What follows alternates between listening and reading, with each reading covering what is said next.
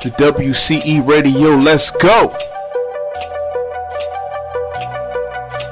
You know what it is. Atlantic Empire. Quiet. Here's another one. Every time I'm on it, clockwork. Every time I get it, clockwork. When I'm on my business, clockwork. Clockwork, nigga, clockwork. Every time I'm on it, clockwork. Every time I get it, clockwork.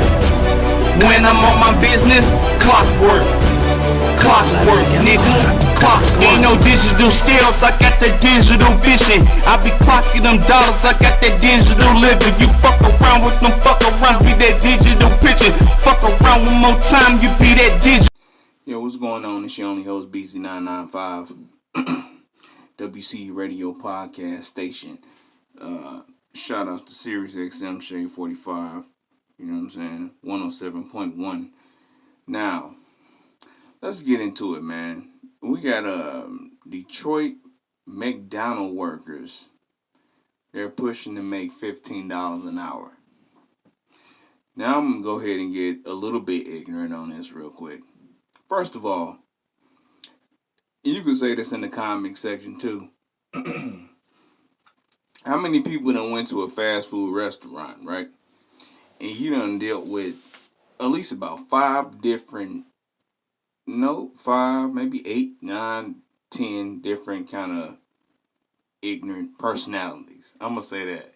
Because it's like, and then on top of that, they make you pull up to the front of the building and make you wait for another 20 minutes after you took 3 minutes, not even 3 minutes, probably 2 minutes to order what you wanted. Especially if you got 1 or 2 people in the car with you, right? So that right there will let you know if they deserve $15 an hour. $15 an hour, man, like, I don't even know any real manufacturing workers that make that much, to be honest with you.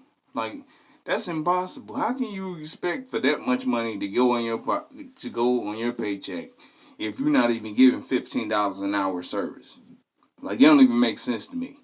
It's like you just begging for a problem, or you just looking for something you don't deserve. Other than that, man, look, let's address the situation real quick. The internet been going crazy, right? And everybody know about the King Von situation and everything like that, right? And now they saying that Lil Durk is like a death curse. Sorry. It's a lot of crazy people in this world, but having a death curse is unknown. We heard Charleston White say something about him being a gatekeeper of Satan's souls or something like that. Let me tell you something.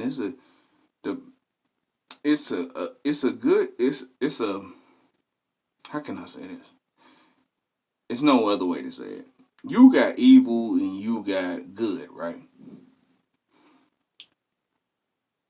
I understand that we grew up in some crazy conditions and everything like that, but listen, you're going a little bit out of proportion trying to say Lil Durk is this death angel.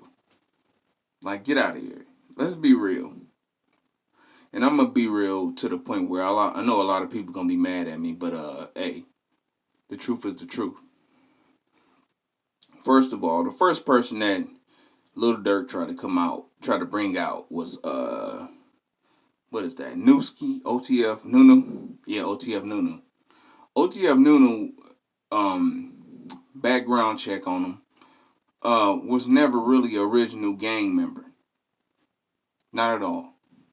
But when he got signed to OTF, he became this mythical kind of individual that just talk about ops and all the rest of the oppositions and everything like that. And people didn't know where it was coming from, but when they started to realize like who he was signed to, who was his co-signer, and who was the person that was like pressing the buttons on him, it was like, oh, okay. Oh, so now he's with Durk. Now he with OTF. Now he gangbanging and he disrespecting the other side now, huh? But what I don't understand is this right here. When you involve yourself with individuals that's really, street oriented, street oriented, you automatically become a target on the other side. So whoever their enemies are is now your founder enemies. So you got to accept that. That's how the game works. Until then, I'm going to get back to it. Let's get into, shout out to Sacramento. Shout out to California in general. Let's get to, number 9 with, I Did Time. I did my time. Let's say that right. Number 9, I did my time. Let's get it, man.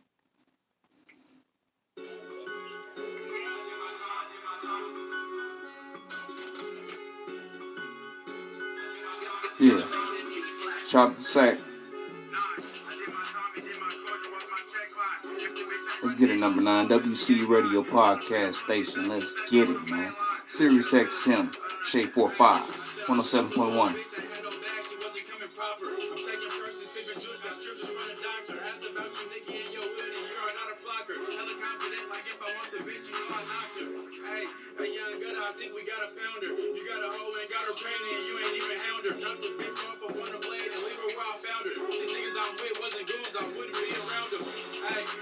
Let's go.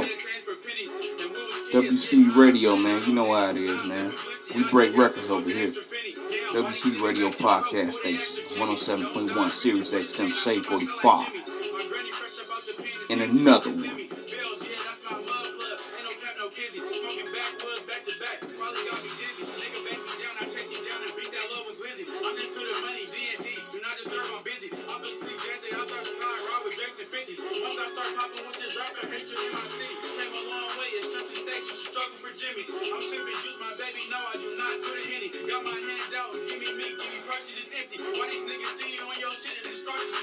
Let's get it. BZ995, man. WC Radio Podcast Station. 107.1. Sirius XM, Shade 45.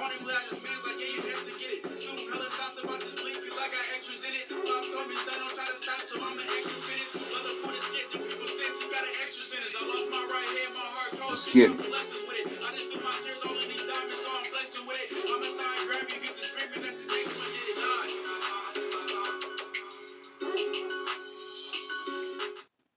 Yeah, man. That was number 9 with I Did My Time, man. Shout out to Sacramento, man.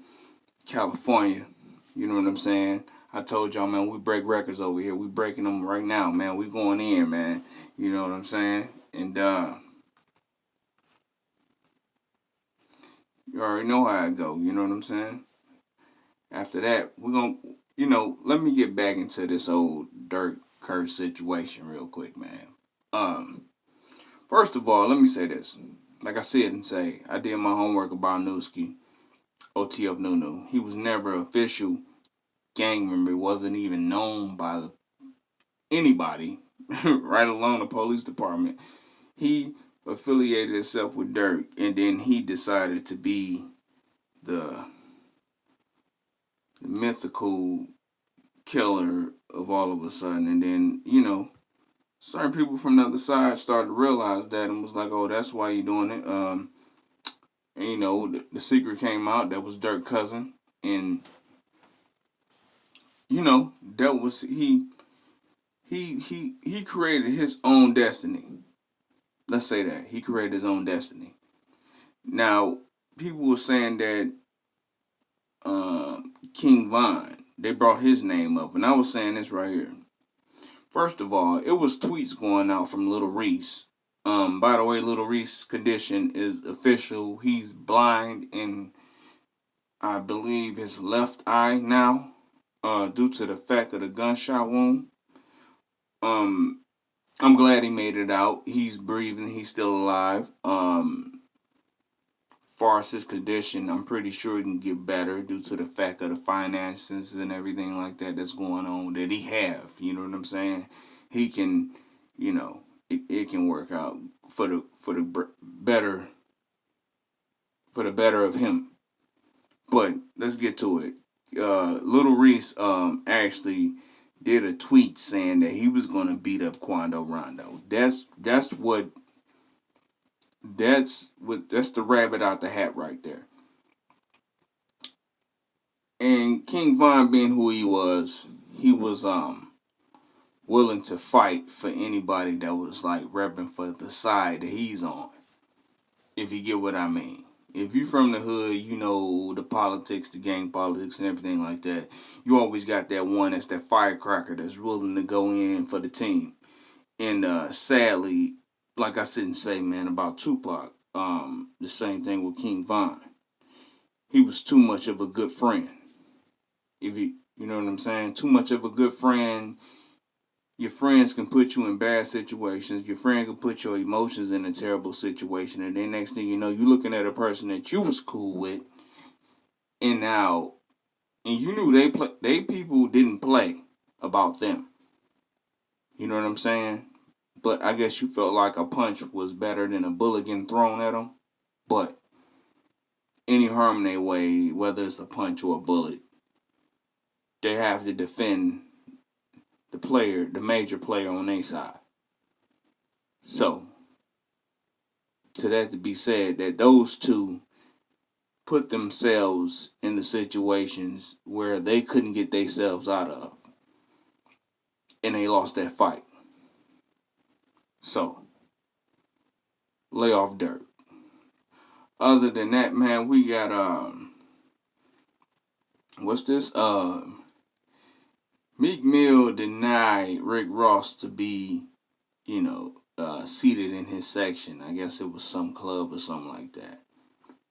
I'm going to say this before I play the next record, right? I always thought that Meek Mill will outshine Wale. He outshined Gunplay. He outshined a lot of acts that was over there in MMG. Why? Number one, he was young. 2, he was hungry. 3, coming from nothing, you're gonna outshine a lot of people that's already been tapped in. You know what I'm saying? But we're gonna get back into that. Let's go ahead. Let's get into Rado Boy with a Knockdown. Yeah. On WC Radio Podcast Station 107.1 Shade 45 Sirius XM. Let's get it. Rado Boy with Knockdown. Let's get it, man.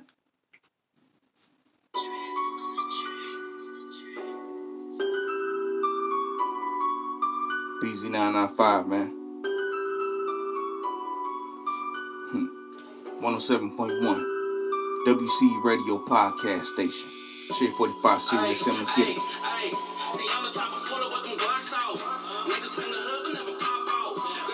Yeah. Let's get it. Shout out to Long Beach, man. Let's get it.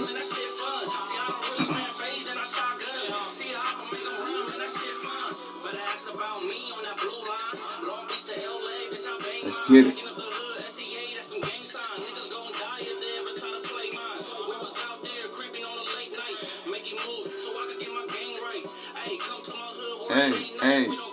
Hey. Let's get it, man. WC Radio, another one. Podcast station, Sirius XM. Shade 45, 107.1. Tune in tonight. Let's go.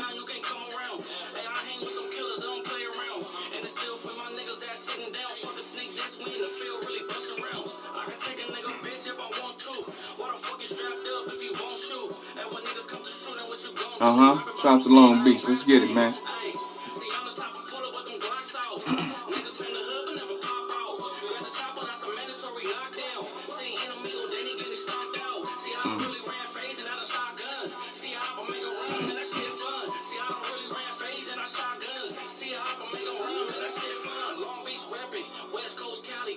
Shout out to Long Beach. Let's get it, man.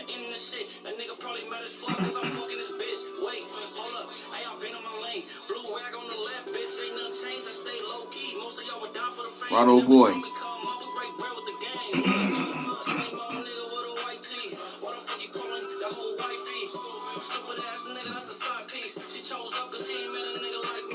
Uh-huh.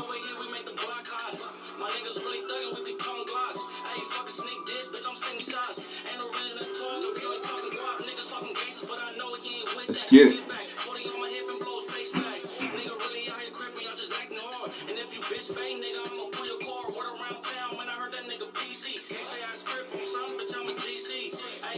BZ995 WC Radio Podcast Station.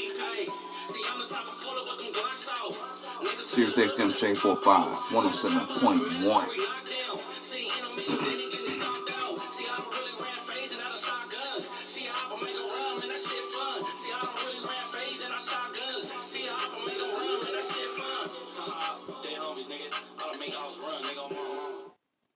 Yeah, man, that was Rado, man. Rado boy with a knockdown, man. Shout outs to Long Beach, man. Hot record, dope record, man. I see it's doing spins, man. It's going in. And I just put a spin on it, man. There's been a spin on this station. But we're going to keep it spinning. You know what I mean? But other than that, man, you know, dope record. Shout out to Long Beach. Shout out to Asian boys. Shout out to the officials. You know what I'm saying? They doing their thing. Going hard. I'm definitely keep it spinning, man, over here.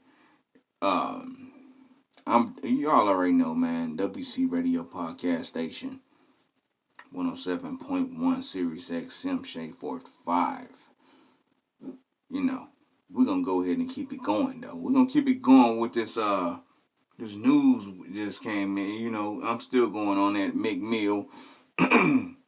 He denied Rick Ross to come into his section. First of all, like I said and say, man, Meek Mill, to me, was going to be a bigger star on MMG regardless.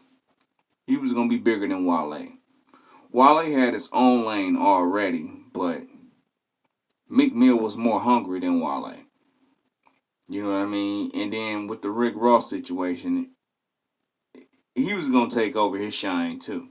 But Rick Ross had bigger mindsets, you know what I'm saying, beyond the music. Meek Mills was just on one, regardless.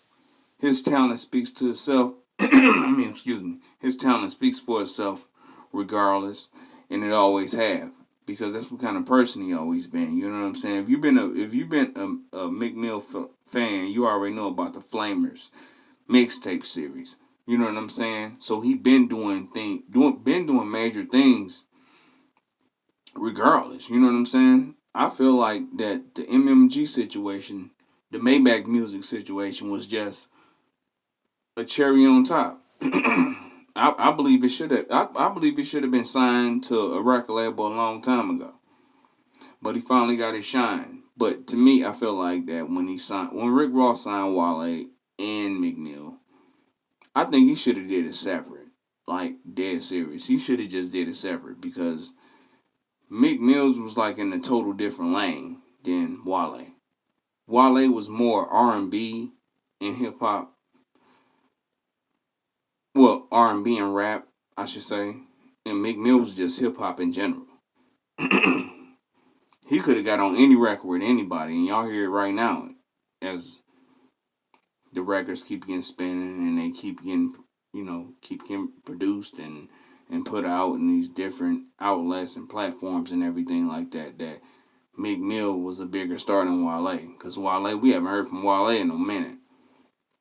We constantly seeing Meek Mill, you know, on the radio stations, on everything like that. You know what I'm saying? But I feel like he didn't invite Rick Ross to the section because it was like, there's probably some personal business with them, because as you can see, Meek Mill is not riding that MMG train anymore. He got his own thing, the Dream Chasers. And the Dream Chasers, their artists sound way better than the Maybach Music could ever put out with any other artist. Like, dead serious. Meek Mill is grabbing people from the gutter where he's from and around the world and putting them in position.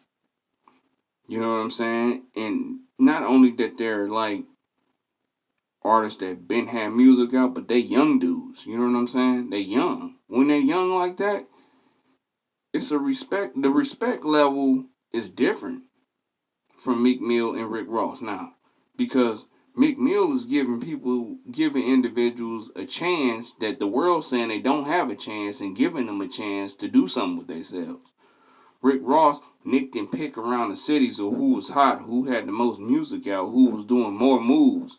Meek Mill was picking out individuals that he probably heard on the rap corners and everything like that in different cities and putting them in position. That's why the respect level is different. You're not riding a coat. Meek Mill is not riding a coattail. Rick Ross is riding a coattail. You get what I mean? He's riding a coattail. You can't ride a coattail and then say, oh, I helped push them. No, you didn't. They was already pushing themselves. You know what I'm saying? You got to get them while they fresh. You know what I'm saying? What? You got to get them while they fresh. Like straight up off the rap corner. Probably got a song out on SoundCloud or something like that. And then you probably got put on through them from somebody else. And was like, yeah, that's the next one. All these dudes that's artists signed to major labels and then they starting their own labels like partnerships and stuff like that. I ain't mad at the partnership. What I'm mad at that you riding coattails. You riding coattails. And when you ride coattails, you don't know who you signed. You probably signed a dude that made 2 or 3 songs for a good 4 weeks and then everybody got tired of them and then you want them to drop them. You fail. But you didn't fail with Meek Mill. You kind of failed with Wale though. For real, Ross. Like you fell with Wale hardly. Meek Mill just took off beyond MMG. Like everybody in the world knew he was gonna do. His mixtape series is legendary. Legendary. His Dream Chaser series is legendary. He started his own label with a series. And to be honest with you, it's supposed to have been like that.